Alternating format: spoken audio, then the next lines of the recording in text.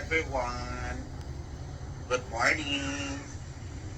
Okay, ladies and gentlemen, I would welcome to my channel, Melgen Vlog. I would like also to introduce to you the new ambassador here in Salon de Maison. Okay, her name is Brandy. This is Brandy. This is Brandy. This is my new cat here, the new ambassador here in Salon de Maison.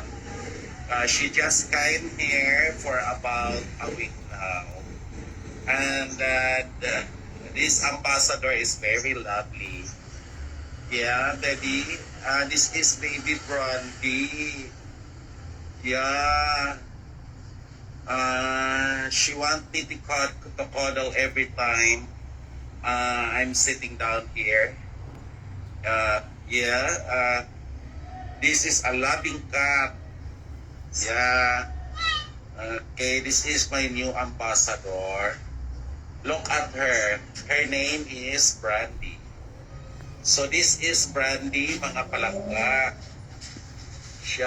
Yes, and she is eating any kind of food she wants. And this cat is very healthy. Yeah, she wants me to cuddle anytime. Yeah, say hi to our palangga, baby Brandy. Okay, this is baby Brandy. Okay, this is very lovely. She just came here by her own, and I like her because baby Brandy is very loving cat.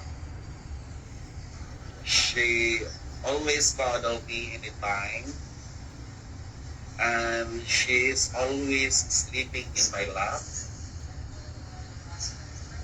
Anytime I am riding, she always look at me.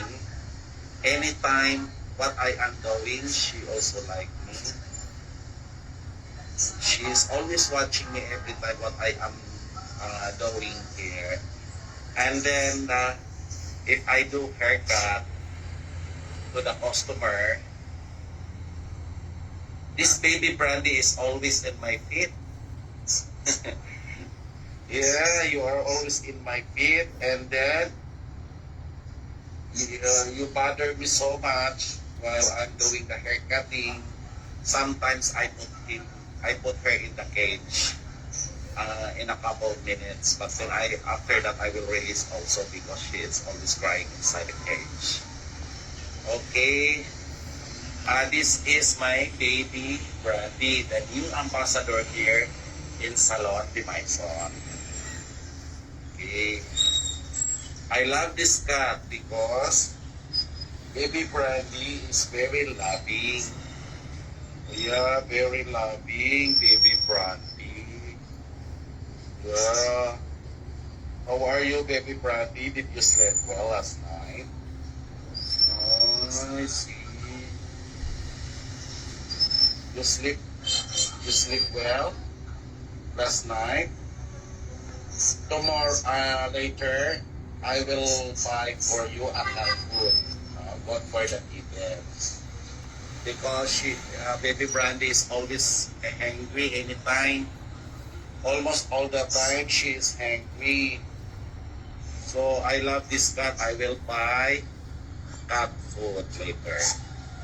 Okay? Yeah. Yes, oo. Tell to our palangga. Hello, palangga. Tell them to our viewers. Hello, palangga. Tell them that I am happy that I am adopted here in Salon de Maison as a new ambassador for 1 week now. I'm so grateful.